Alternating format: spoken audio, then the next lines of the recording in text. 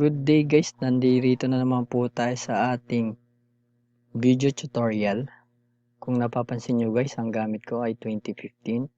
Don't worry guys, kahit higher version or lower version po ang gamit nyo, ay it doesn't matter. Same command pa rin po yun. And guys, ang enter nga pala at spacebar ay same function lang po. Kaya mamimili na lang po kayo kung ano po yung gagamitin nyo. Para simulan po ang ating tutorial, ang unang command po natin ay move. Type M. Enter. Pick mo lang kung ano yung i-move mo. Halimbawa, itong column na to. Pick mo siya. So, pwedeng pa lang, pwedeng pababa. Tapos, kung ayaw nyo naman, pwede ring F8. Pwedeng pa ganyan. So, ang susunod na command po natin ay polyline. PL, enter. Pick mo siyang ganyan. Ganyan, pwedeng ganyan. Pwede rin PL, enter. Pick mo siya. Tapos, since ganyan siya guys, press mo ang F8 para mag-straight siya.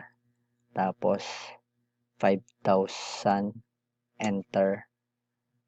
150, enter. 5,000, enter. Tapos, 150, enter. So, yun na siya guys. Ang susunod naman na command ay fillet. So, para makagamit tayo ng fillet guys, siguro gawa muna tayo ng bed. Rectangle, enter. Pick mo at 20, 30, by 1, 830, enter. Guys, tong bed na sukat na to, chinambahan ko lang to. Kaya na bahalang kung ano yung input nyo na size. Tapos, kuha tayo dito ng paglalagyan ng kumot.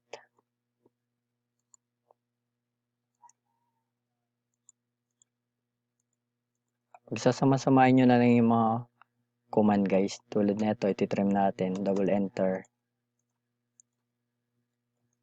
Tapos rectangle. Yung una natin guys, wala nang sukat. Para mas mabilis tayo matapos.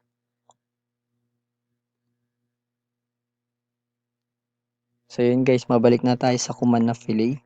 Para i-fillet to guys, type nyo lang F, enter, R, enter. Tapos try nyo 50, enter. Pick, pick. Tapos kung anong command na huli, yun pa rin yun. So wag na tayo mag-command ng fillet. Enter na lang ulit. Pick, pick, pick. Enter ulit. Yun. So yun guys, na fillet na siya. Wala na siyang kantuhan. Ang susunod naman na command natin guys ay mirror. Type MI, enter. Pick mo itong una nito para may mirror niya dito sa side na to. Tapos hanapin mo yung gitna. Ayan guys. Ngayon kung halimbawa nalilitan kayo sa sukat nito or yung length niya, pwede niyo siyang hatakin pag ano.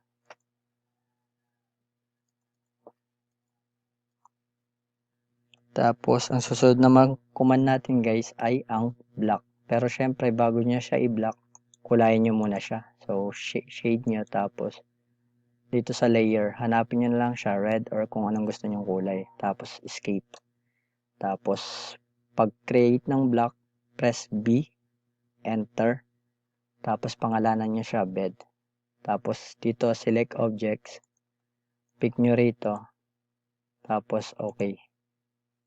Ayun guys, naka-block na siya. Naka-isang group na siya. So, ang susunod naman na command natin guys ay ang explode. Pero bago po kayo mag-explode, copy nyo muna yung explode nyo. Para kung sakaling magbago isip nyo, at least di na kayo ulit. So, para mag-explode po, type X, enter. Pick nyo dito sa bed na to. Ayun guys, na-explode na siya. Naka-ungroup na siya. Ang susunod na command naman po natin ay ang extend. So, halimbawa guys, itong line na to, gusto nyo extend hanggang dito. Type EX, enter. Pick mo kung hanggang saan. Enter ulit. Tapos pick mo kung ano yung line na yun. Yun na siya guys. Ang susunod na command naman natin guys ay ang rotate. Halimbawa itong bed na to guys, rotate natin. Pwede yung RO, enter. Pick mo na siya. Tapos pick mo lang dito. Yan. Pwede ring RO, enter. Pick mo ulit dito pag ganyan. O kung ayaw nyo naman ng ganun, pwede rin ganito. RO, enter. Pick mo siya. Tapos kuhain mo dito. Type mo 45. Ganun lang siya guys. Then, ang susunod na command natin guys ay ang scale. So, bago ka mag-scale guys, copy mo muna yung files. Copy, enter. Pick mo dito. Tapos, ilipat mo. Para kung sakali man na hindi mo nagustuhan yung pag-scale, pwede mong i-delete tapos mag-scale ka na lang ulit. So, scale na tayo guys. SC, enter. Pick mo siya. Tapos, pick mo dito. Type 1.5. Ayun guys. Nag-scale na siya. Ang susunod naman natin guys ay ang pag-create ng text. Sa pag-create ng text, type mo lang empty, enter. Pick mo siya dito guys. Type mo, halimbawa, ground floor. Ground floor. Tapos control A ka na lang para ma-select niya lahat. Tapos, halimbawa, type mo dito 500. Tapos sa layer, pwede mo siyang kulayan, gawin mong green. Tapos press OK. Ayun na siya guys. Tapos kung halimbawa, kailangan nyo pa ulit ng isa pang text, wag na kayo mag-empty. Copy nyo na lang to para mas mabilis kayo. Para double click na lang kayo. Babaguhin nyo na lang yung spelling. Halimbawa, ito naman, second floor. Tapos, yun na siya guys. Meron na kayong text. So yun guys, hanggang dito na lang po muna ang ating video tutorial. At nagpapasalamat po ako sa mga nag-message po sa akin at nagbigay ng idea kung anong susunod ang aking iba-vlog. At don't worry guys, tatapusin lang muna natin ang basic command. Tapos isusunod ko na lahat ng mga request nyo. Then shoutout nga po pala tayo kay Mr. Albino Joseph Arevalo, future civil engineer. At guys, kung nagustuhan nyo ang video tutorial na aking ginawa, WLSS po tayo. Watch, like, share, and subscribe. Bye!